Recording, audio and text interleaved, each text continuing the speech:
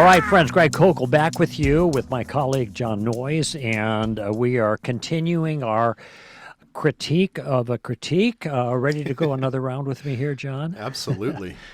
Okay, so Drew, the genetically modified, rather skeptic from the internet, has provided a critique of my class from STRU, Standard Reason University, on atheism as opposed to theism. And my case there was taking a look at these two worldviews and then taking a look at three different features of reality and asking which worldview, classically construed, is better at explaining these three important features of reality. And I started out, and we talked about this, Jon, the last hour, with what I call the bump of stuff, in that my argument is simply a cosmological argument, precisely the Kalam cosmological argument, given that the scientific evidence is so strong for an absolute beginning of the universe.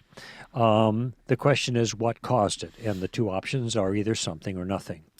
And since nothing doesn't seem to be the odds-on favorite, metaphysically, it doesn't fit with our principle of causality, sufficient reason, etc., then something must be the cause. But what is that thing? And I argued, well, to cause the beginning of the universe, it requires certain characteristics that are very much like the God of classical theism, and so therefore the best explanation for the cause of the universe is the God of theism, not atheism, which leaves you with no cause if the universe had a beginning. At least that's what we know right now based on the best evidence from science, all right? Yep. So Drew had concerns about that. We addressed those concerns and hopefully cleared up some confusion that regarding the way I was making my points. And now we get a chance to do the second and the third bump. And the second bump I call the bump of bad. And the reason I call it the bump of bad is because bad is something we all bump into, right, Jon? That's right. I mean, the classic challenge to theism is the problem of evil. Yes. And the way it is usually characterized, and we'll get to some detail on this, is that there is evil in the world, but you say your God is good and powerful, so how can that be? And notice the usual way that it's characterized is an acknowledgement of the evil that's in the world. So, and here is what I trade on, what philosophers call moral intuition. We are aware of something non-physical, that is morality, and we are aware that morality is violated, creating bad things, wicked things, evil things, and this is why people all over the world, the way I put it is no matter where you live or when you live, know that something's wrong with the world. And the something that's wrong is moral. That's why they bring up the problem of evil. And so having made that introduction, I won't read what I say in the video that Drew actually includes in his critique. I want to make the point, I'm looking at my notes right now to get clear on this, that when we complain about evil in the world, we are not talking about merely about our feelings. We seem, and you could ask yourself this question, when you look at something and you say, that's wicked, that's evil, that's wrong, that ain't right, however you put it, are you talking about the thing itself, or are you just describing your autobiography? And that's the difference between objective morality and subjective morality. Right. If you're talking about the thing out there, you say the thing is objectively wrong in itself, even if people don't think so, it's still wrong. If you're talking about your own feelings and opinions, and that's it, that's the way where it ends, then you're talking about subjective or relativistic morality. And it turns out you're not talking about the thing at all, you're just talking about yourself. Now you have to ask yourself the question, what is it that you're referring to? And I know what you're referring to, and so do you. You're thinking about the thing itself. Okay, this is a monumental point here that I'm making that I don't want anyone to miss. And Drew gets the point right away. So why don't you read for us, Jon, Sure. Drew's characterization of my point. Yeah, absolutely. So to that, he says, all right. That's quite a setup for this point. So why is it important to establish objective morality here? The problem of evil, he goes on to say, requires things actually to be bad out there. It requires objective morality. Okay. And the existence of evil then needs to be a detail of the external world to be a problem. It can't be just a matter of our own personal opinion, okay? Some things have to be wicked or bad or evil in themselves, regardless of personal opinion, in order for there to be a problem of evil. Okay, here Drew does an excellent job he does. of summarizing my point. So the question now I have for Drew, John, is does Drew believe there is actual, real, objective evil in the world? Okay, and remember, in the last statement, Drew was summarizing my point. Let me just see the last statement here. I want to make sure. Yeah, I think I got it right here. That Drew was summarizing my point to saying, okay, so he's summarizing me, and then he's going to respond. But I just want to put it back into context. Right. Okay, some things have to be wicked or bad or evil in themselves, regardless of personal opinion, in order for there to be a problem of evil. And here's how he responds. Yeah, so coming off the summary, this is what he says. No, actually not. Not at all. The problem of evil is a critique of the internal consistency of Christian theology. It assumes a Christian moral paradigm that evil exists, and it pits it against the Christian conception of the nature of God. It suggests that those things are inconsistent with each other since God's supposed omnipotent, omniscient, omnibenevolent nature should not allow for the existence of evil. No moral standard outside of Christianity is required to raise the problem of evil because the problem of evil deals exclusively with a Christian moral standard. And then he goes on to say this, and I think that this is really important. Maybe I shouldn't be at this point, but I'm honestly shocked that Koukl doesn't know this. How do you work in Christian apologetics for this many years and still not understand the basics of the most common objection to Christianity? I really want to hear how you respond to this, Greg. Okay, thank you, John. I will say to me, this is, and I'm just speaking descriptively here, not condescendingly, this is a stunning response. Yeah. Does Drew really believe that evil is a problem in the world only in the sense that it creates an internal contradiction for Christianity? Does he really believe that, as he puts it, no moral standard outside of Christianity is required to raise the problem of evil? Does he really believe that to raise the problem of evil, you must first grant a Christian moral standard hypothetically? Now, this is what's surprising to me, because it seems to me that he thinks that the problem of evil is only a hypothetical, not a reality. And it's only a hypothetical within the context of a Christian worldview. Now, he does have a point here, and I'm going to get to in just a moment. But this broader point, when he seems to isolate the problem of evil within Christianity, and by the way, I don't think I'm misreading him here. He does that quite aggressively. Then does he really think that evil is just a hypothetical, a violation of a hypothetical Christian standard, that people in parts of the world that are unfamiliar with Christian morality have no sense there's something really morally wrong with the world? I mean, Muslims and Hindus and Sikhs and Buddhists and all sorts of different religious folk, they're not aware of this? Now, people are just going to have to decide for themselves.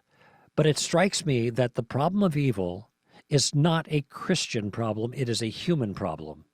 Now, it does express itself in its unique way inside of Christianity, but it is not contained inside of Christianity the way that Drew seems to be characterizing it. And so I might be misunderstanding him, but he hit the issue from a couple different angles.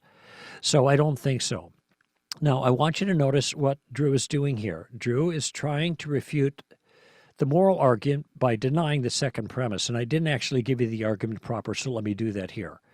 And that is, the way the moral argument works is that the first premise is, if there is no God, then there is no morality, objective morality.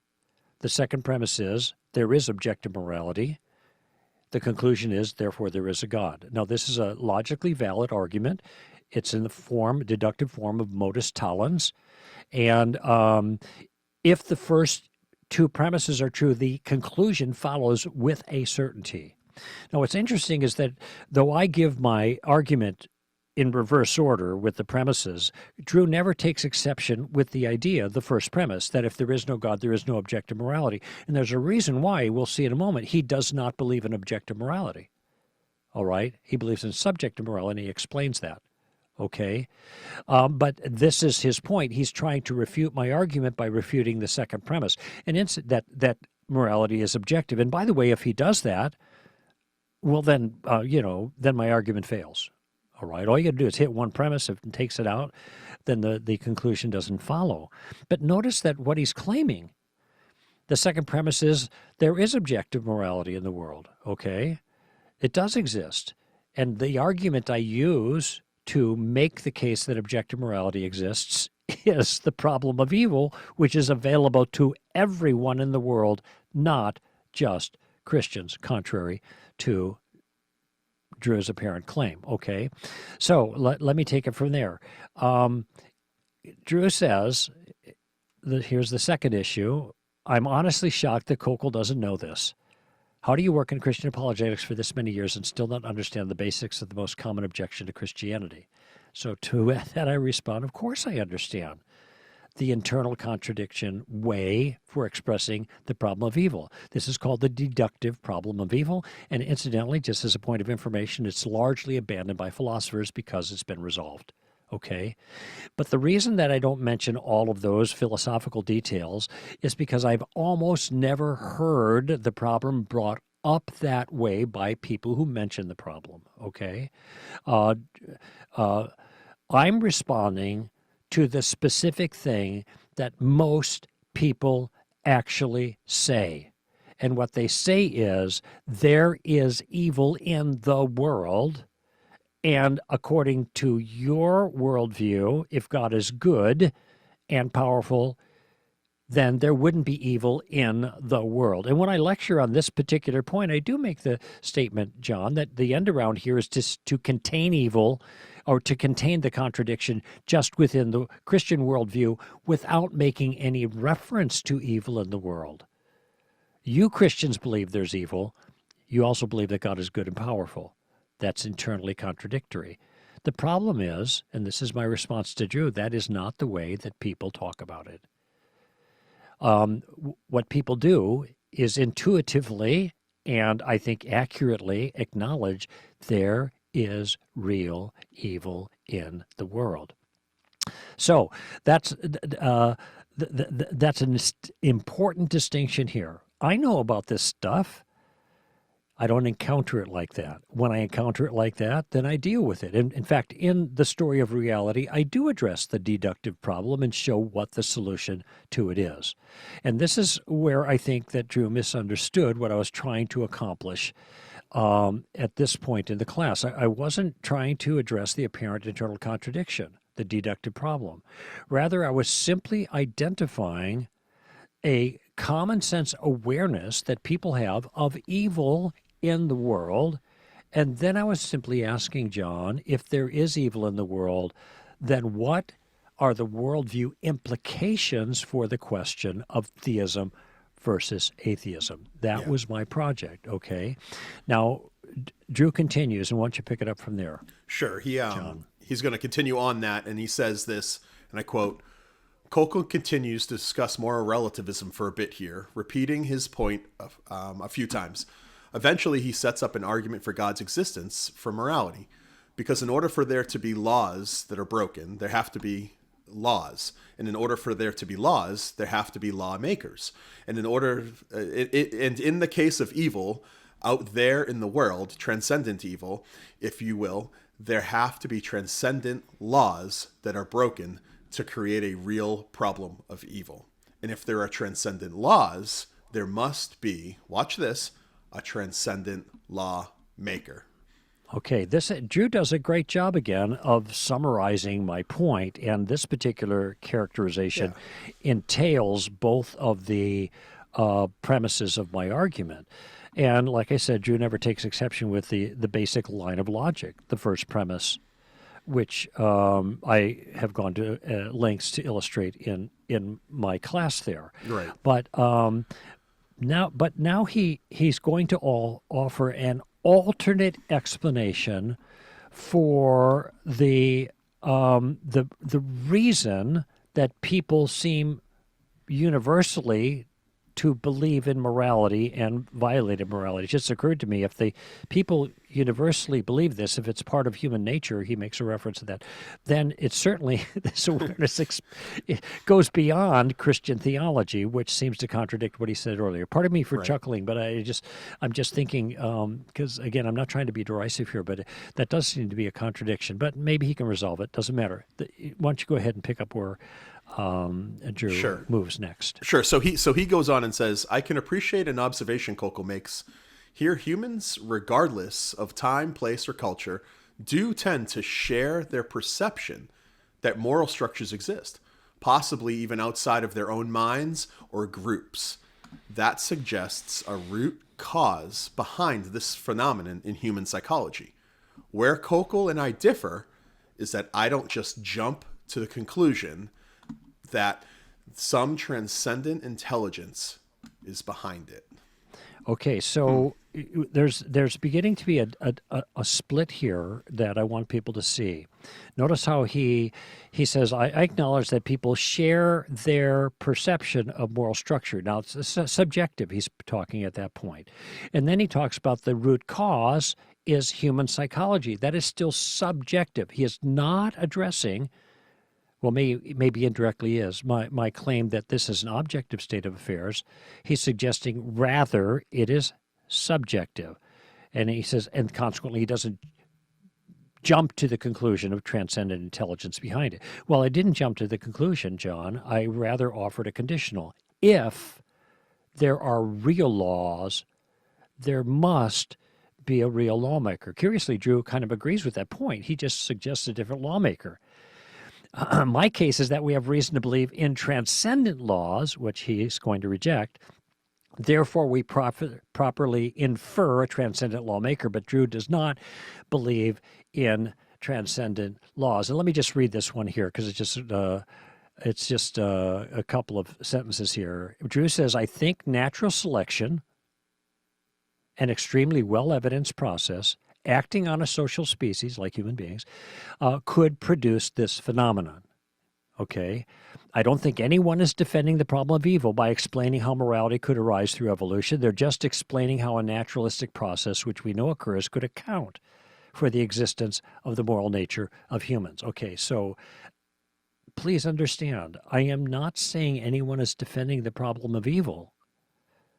I'm saying that in the course that Drew is beginning to take, they are denying the problem of evil, saying, in his words, it's a phenomenon in human psychology, or, as he puts it, a perception that we have due to evolution. So he continues. Go ahead, John. Yeah, and he picks up and he says, we are social species, and those within a social species who are more willing to cooperate with other group members of a group are selected for, as cooperation provides a survival advantage over members of the species who act independently out of self-interest.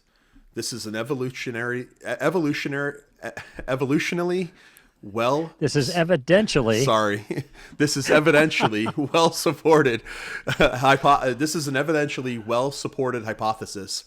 You said evolutionary because that's what he's talking about. My mind is in the. I'm still thinking about his last statement. Anyways, he says this. He says this is an evidentially well supported hypothesis for how morality arose, and then he goes on to kind of finalize this thought with, "It's not a definitively established fact, in my opinion, but it's better supported than the God hypothesis, which renders completely superfluous." Okay, now I am going to take exception, John, in a moment, whether this is evidentially well-supported hypothesis. It is a hypothesis from an empirical methodology. Whether we have evidence that it can accomplish that is a different, create morality or feelings of morality or beliefs of morality. That's a different matter entirely. But he says, well, the God thing is superfluous. And my response is he's absolutely right. It is superfluous if you reject moral realism, which he does.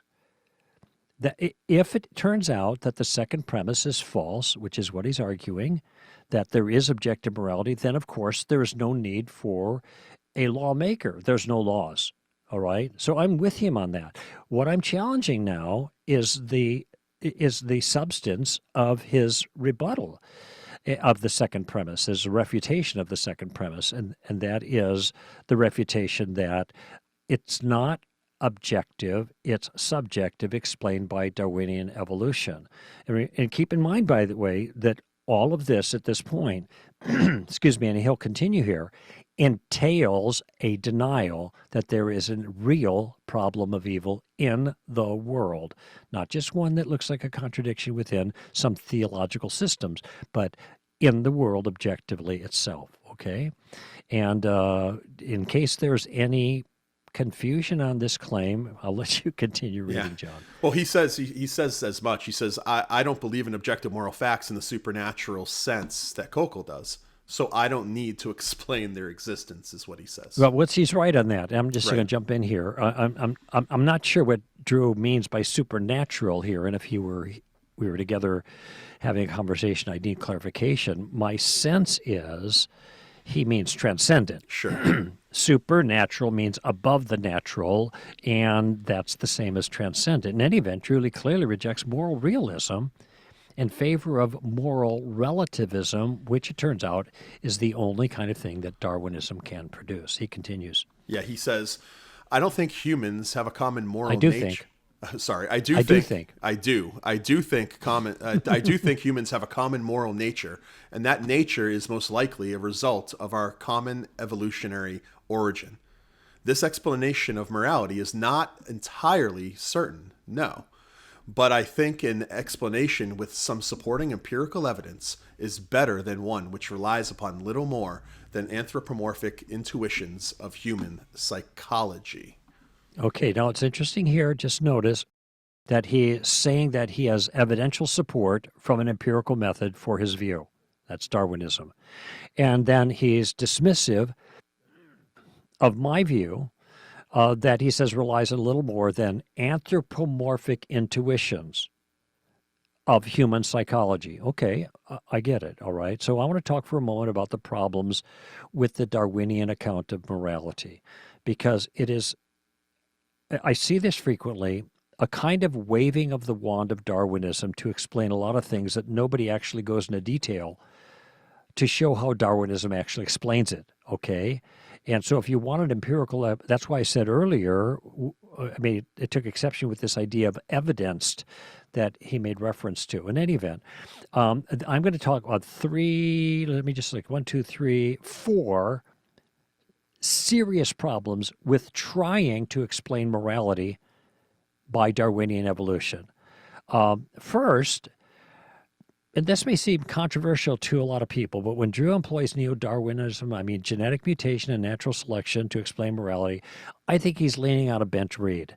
He's polishing the brass of the Titanic. Now, he's going to totally disagree with me on this, but I just want to point out some things that are happening. In the field, there are a whole bunch of people that are moving away from the neo-Darwinian synthesis because of its inadequacy. Okay, so, for example, in 2008, a group of influential evolutionary biologists, okay, they met for a private conference at the Konrad Lorenz Institute in Altenburg, Austria. They have since come to be known as the Altenburg 16. And they met because they were convinced that the neo-Darwinian synthesis, natural selection and genetic mutation, had run its course and was not able to explain the origin of biological novelty. Okay, well, those are maybe outliers. Some people do. All right, but it's not just them. In November of 2016, okay, this is 5 years ago, the Royal Society met in London on the topic of, quote, new trends in evolutionary biology. Now, the Royal Society is the most prestigious scientific association in the UK. It's the oldest scientific community in continuous existence in the world. All right. They describe themselves as, quote, a fellowship of many of the world's most eminent scientists, and it is. This particular meeting in 2016, my friends Stephen Meyer and Doug X both were there, and they told me all about it. At that presentation, the Austrian evolutionary theorist Gerd Müller gave the first presentation, and here's what he said, quote, current evolutionary theory largely avoids the question of how the complex organizations of organismal structure, physiology, development, or behavior, that would include morality, by the way, actually arise in evolution. Wait, I just want to make sure that you get this. At the Royal Society meeting in 2016, one of the leading evolutionary theorists says, you know what? Evolution doesn't really explain what it is meant to explain. And this is why this conference was called New Trends in Evolutionary Biology. We have to find some new ways to evolution other than the standard Darwinian thing because it's not working. All right? Okay. Yeah. People can take that for what they want, but there are huge changes that are going on. The question of the legitimacy of the neo-Darwinian synthesis model for explaining not only biology but behavior as well, which morality would be one of those, is under question by the Darwinists themselves.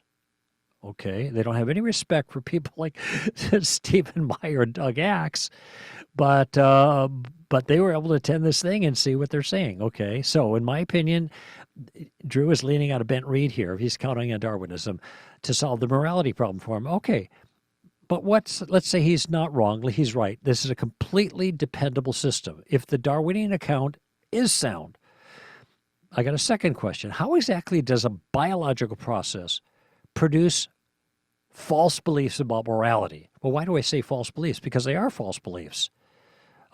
We believe that rape itself is wrong. But according to Drew's characterization, our beliefs tell us nothing about rape. They tell us about a revolution. Biology can't make an act wrong. It can maybe make us believe it's wrong, but they can't make the act wrong. So it gives us a false belief about morality. And by the way, I'm just quoting Michael Ruse here because he's a well-known atheistic philosopher who's an evolutionist. And he says, quote, we are genetically determined to believe that we ought to help each other. Close quote. That's it. Anything else is an illusion, he argues. Genetic determinism, not real morality.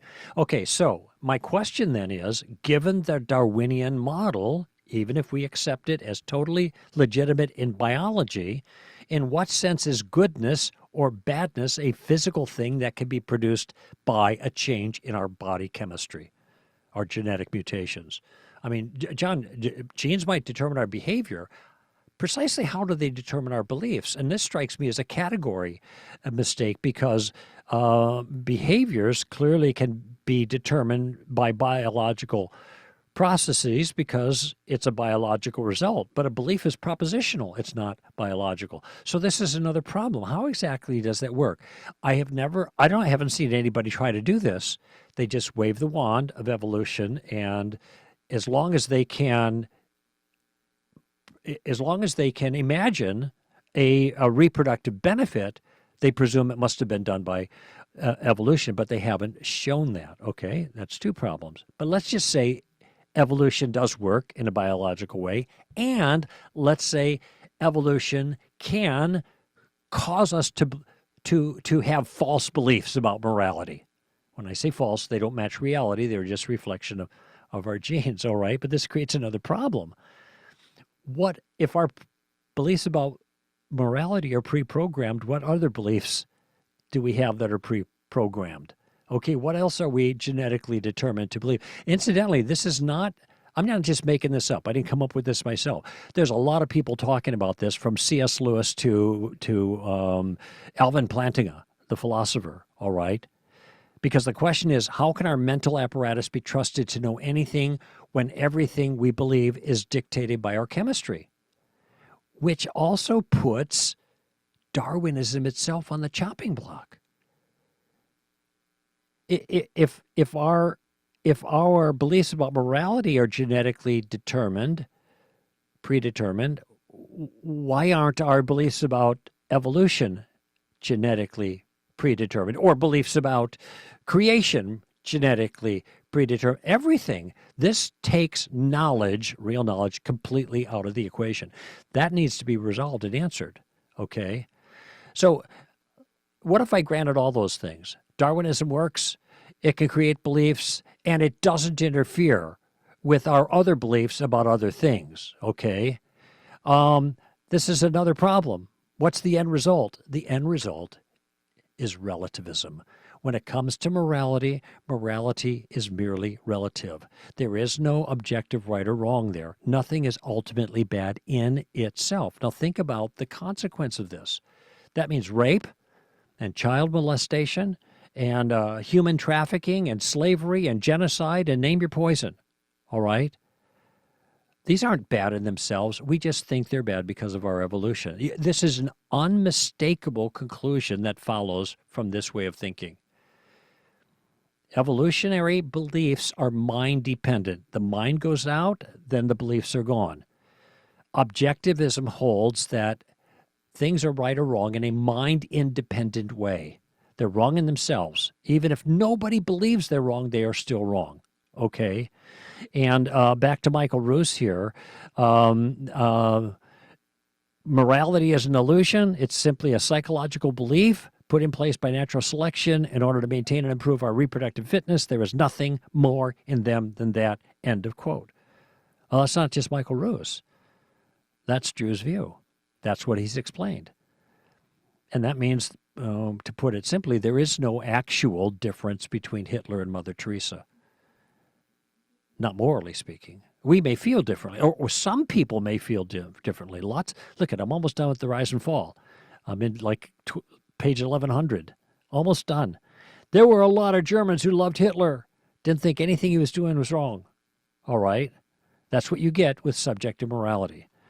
And anyway, so this raises a question for me then about Drew's own statements about me. Now, I haven't fussed about these things because it doesn't matter to the assessment. But as you've been reading, there have been a number of challenges that were made to my character by Drew based on the way I offered my arguments. And he said, for example, you're harming atheists. He said that my treatment of the definition of atheism was either lazy or deceptive. Those are his words. He suggested that I care more about scoring points against atheists than actually having a real conversation. Okay, that's Drew's assessment. I'm not taking exception with this assessment. I'm asking the question is, what is the nature of his assessment? What does he mean when he says those things? When he makes these moral assessments of me and my presentation, is he simply acting out his evolutionary genetic conditioning? This is the question I ask. Or is he making a genuine moral assessment of my character? No, Drew thinks he's doing the latter. But according to his explanation of morality, he can only be doing the former. He's merely expressing his genetic determinism. He's talking about his evolution. He is not talking about me or about my behavior. So notice, by the way, that this is Drew's main evidence against the moral argument. The moral argument being, if there is no God, there is no objective morality, but there is objective morality, therefore there is a God. He went totally after the second premise. He put all his, all his chips on that issue and argued aggressively that morality can be explained by a process called Darwinian evolution that can, at very best, even if it works in spite of all of the objections and concerns I expressed regarding it, still can only give us a subjectivistic, mind-dependent morality, and that is called relativism. And therefore, there can be no problem of evil. There can be nothing that's really bad. There can be nothing that's really good either, by the way, in the objective sense. And that is the price that you pay if you go that route. All right? That's a great explanation. Yeah. Okay, John, let's do the last bump. We got about less than half an hour here, but I think we can get to it. This is called the bump of me. And now I'm looking at the human condition. I'm looking at human self-awareness. and an awareness of of the self and the value of the self and meaning and purpose and all those kinds of things that people ask about. Not everybody all the time, but almost everybody asks at some point in their life, especially when they get older. And the distractions are not enough to keep them from ultimate issues. In any event, I talk about the hungers of the human soul that are unique to humanity but are real and are not physical. And then I make the point that souls are actually real. Right. Okay? And because I'm going to argue that the locus of these things that we're thinking about, human value, human specialty, the specialness of being human, human significance, all of those kinds of things are not physical qualities. They must be residing in a physical place. And I argue human beings, if we are equal, that can't be grounded in our physical selves because there's nothing equal about our physical selves except for our generalized humanity, okay? And that is not the way we argue that, human rights, okay? So we have different capabilities, skills, and all that other stuff. Anyway, so then Drew reacts or responds to that. And here's what he says. It's the most people feel significant quote there. Go ahead, John. Yeah, he says, most people feel significant in some vague sense. I'll agree. But I'm not sure if that feeling is in conflict with a naturalistic view of humanity, or what Koukl calls being a piece of meat in motion. Maybe naturalism scares Koukl, but plenty of naturalists like myself get by just fine with feelings of significance sufficient enough to enjoy life totally intact. Okay, good. There's a lot here, but let me just say quickly. First, I'm not scared of naturalism. I think it's false. Okay, doesn't scare me. Well, I don't know what there is to scare me, but that's not what's going on here, just so you know. Second, notice his words that most people feel significant. Okay, the question that I'm exploring here is whether or not the significance people feel is just a feeling, or whether we have reason to think it's more than a feeling. Whether we actually have transcendent objective value or meaning and significance, that we are just more than meat. So just to be clear, this is what I'm after. We both agree that we feel these. Now the question is, what grounds the feelings?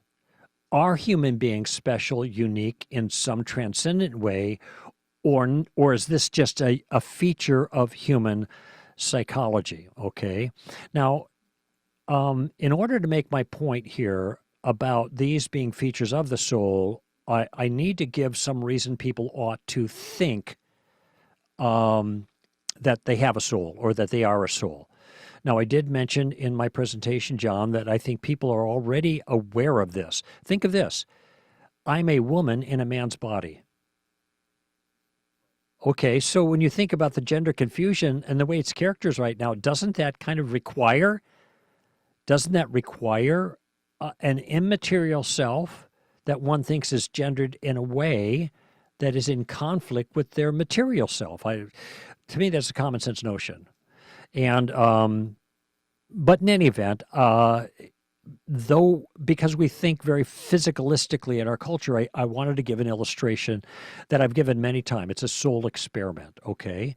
And so what I invite people to do is close their eyes to imagine their mother doing some task, washing dishes, working at a computer, or welding or riveting or something. So I don't want to sound sexist here, but whatever it is, imagine that, and then I ask the question, what color of shirt or blouse is your mother wearing? And then I ask people to open their eyes and tell me, and they give me these different colors, okay?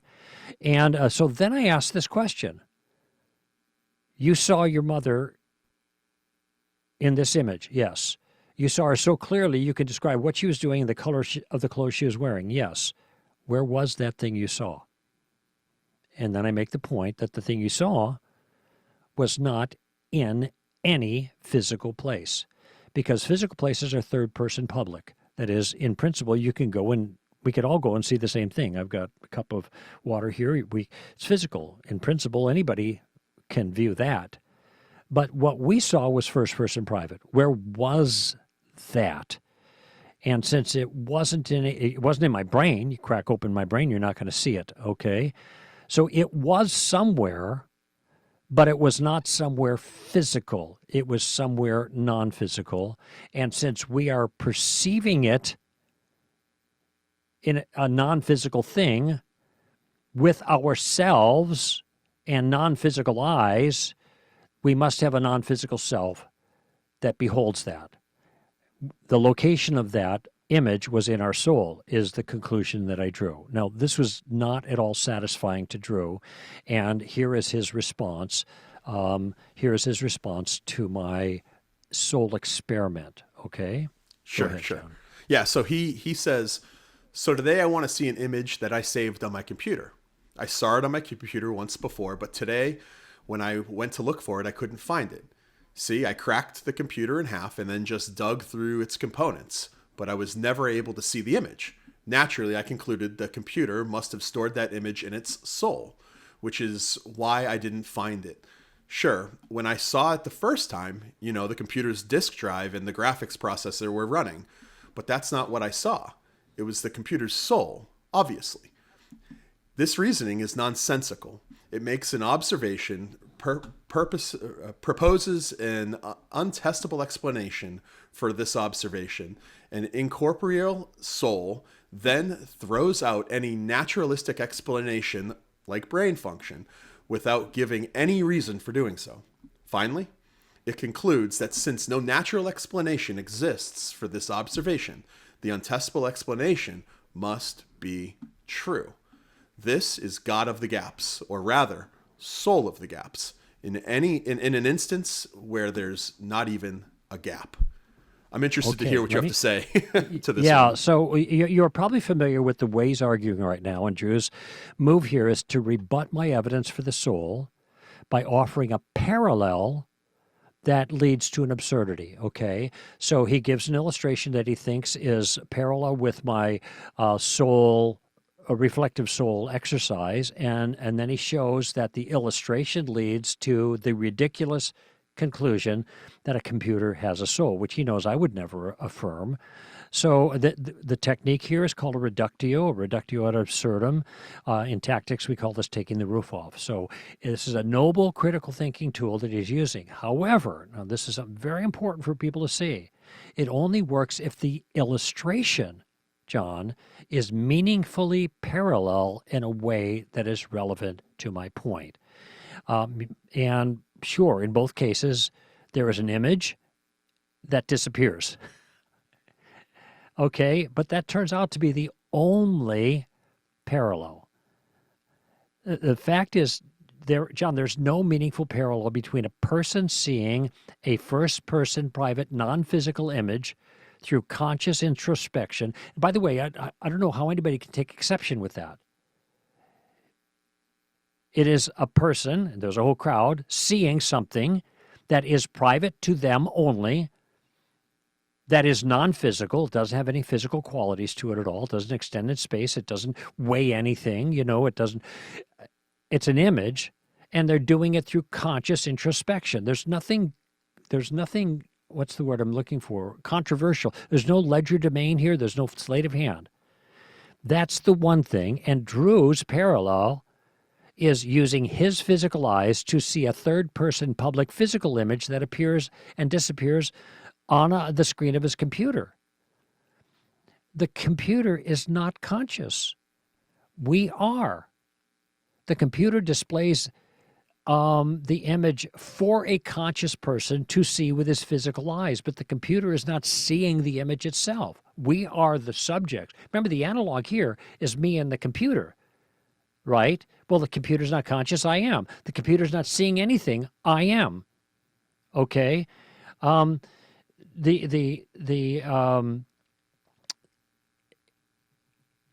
the case of me as a conscious being, there's an internal activity going on where I see an image that's not physical. And by the way, the internal activity is not something I'm presuming. It's something I'm aware of. All right? Even though not physical, though it's very clear, we can describe the details and the color. So my question is simply, where is the image that we saw? And as I pointed out, it's not in the physical world being seen with the physical eyes as in Drew's illustration. It never was.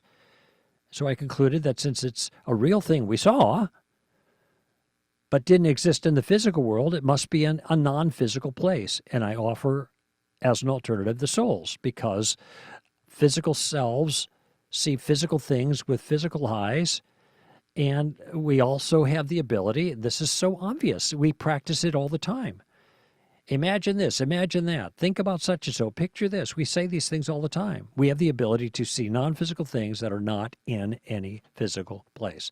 And by the way, he mentions brain activity. Okay, good for him. But it's not relevant to the point. Of course there's brain activity. No one denies that. What we are seeing, though, is not brain activity. What we are seeing is an image that is clearly not in our brains. All of that is reflective and evidential to my point. I'm not just throwing out a soul of the gaps with no reason. These are all reasons.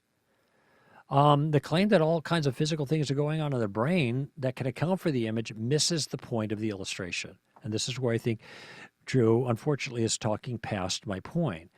The question isn't what physical things are involved to help you see the picture. That's not the question. The question is, where is the picture? It's not in your brain. It's being held by ourselves in a non-physical space or place, and the self that is beholding it is not a physical self because we are not seeing it with our physical eyes. I mean, so there we go. And now Drew says, well, simply asserting that no physical or naturalistic explanation for a psychological experience does not prove that psychological experiences are non-physical. And I agree with him. But that's not what I was doing. I was not making an assertion. I was engaging in reflective introspection. Physical things have physical qualities. The image people see in the exercise doesn't have physical qualities, so it's not physical. Even if physical processes are involved in causing it, okay? Drew says, you aren't justified in simply saying that the soul did it or God did it when you don't understand something. The problem here, John, is not that I don't understand something. It's that I do understand something. What I do understand is the difference between a physical image and a non-physical image, okay? And then Drew says, seriously, if you want to convince us of a huge claim like the soul exists, you have to actually provide evidence for it. Well, I did. It was the evidence from personal introspection, and the evidence based on a reflection on the nature and the properties of physicality. So once again, I want to say that again.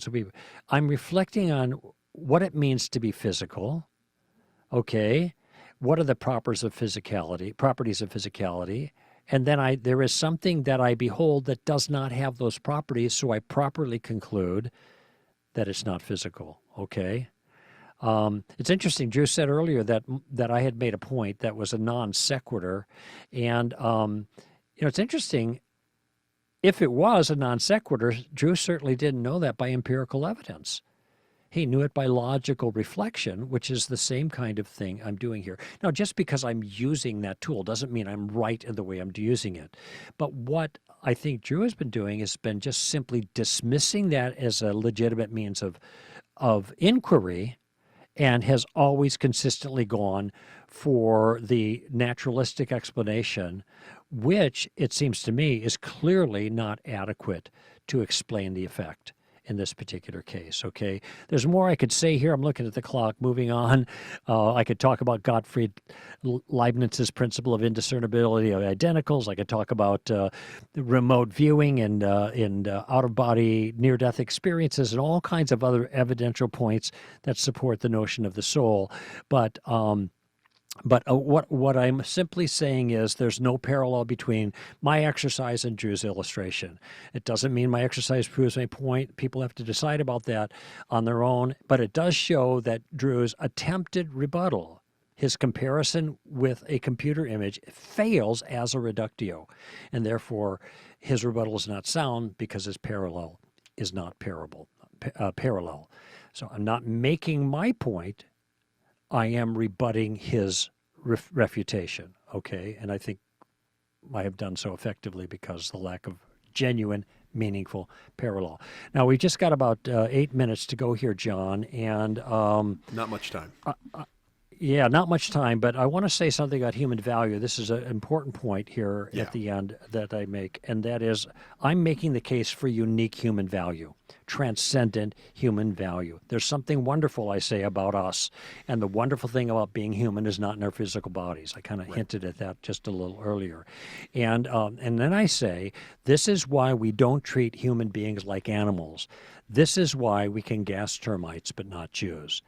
Right. Now, Drew did not like that reference, so go ahead and read what he said there. No, and he cuts the video right there of you speaking, and he says, okay, let me just jump in here. Oh, I don't want this video to get restricted again. A claim is not an argument. I agree that humans tend to value humans. I just think this is explainable through the process of natural selection on a social species. Okay, good. Now, Interesting. Notice he jumps in. Yep. This is a scoff, all right. I don't want this video to get restricted again. Like he's tempted to say something that's going to get him restricted because I made this comment about we gas termites but not Jews. That's a moral issue for us, all right. And what he says in explanation is that we tend to value. Notice the appeal to subjectivism again. Okay, that's what Drew is referring to here, but. My point is actually very simple. Did I use a dramatic way of characterizing it? Yes. Did it get a reaction out of him? Yes. But I have to ask this question. Given that my point is we don't gas Jews because human beings have transcendent value where termites don't, so we can gas termites, does Drew disagree with this? Does he agree that it's wrong to gas Jews in the objective sense, but it's not wrong to gas termites? That's all I want to know. He scoffs at it, but does he disagree with it? How could he disagree with it? Now, I think all he's left with is saying, well, this is our social contract, which, by the way, is the way the Nazis argued at Nuremberg. I was doing my job. I was following orders. This is what my culture told me to do. Now, he might not go that direction. He might say, well, we don't we shouldn't do that to Jews because that's our evolution says that. But that doesn't tell us anything about whether we should kill Jews or not. Gas them. It just tells us what our evolution tells us. It's subjective, not objective. And so, and keep in mind here, this is what Dawkins says. He says some people are going to get hurt, other people are going to get lucky, and you won't find any rhyme or reason in it, nor any justice. Now, why no justice, according to Dawkins, the 20th century's most famous atheist? Why no justice? Dawkins tells us the universe is that we observe has precisely the properties we should expect if there is at bottom no design, no purpose, no evil, no good, nothing but blind, pitiless indifference. That's his statement. It is completely consistent with his naturalistic atheism. Now, it doesn't fit well with we shouldn't be gassing Jews, okay, because that is a moral statement that doesn't fit in his worldview as an atheist. Okay, there's no grounding in atheism for it. No, I'm not saying, please, don't misunderstand, I'm not saying that atheists believe we should gas Jews. I'm not saying that. What I'm saying is atheism does not provide any